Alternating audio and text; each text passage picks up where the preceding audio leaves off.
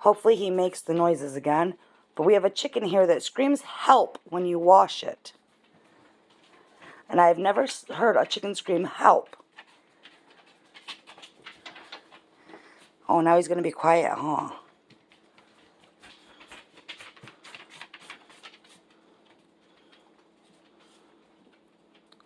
Oh, now he's not going to make any noise for us.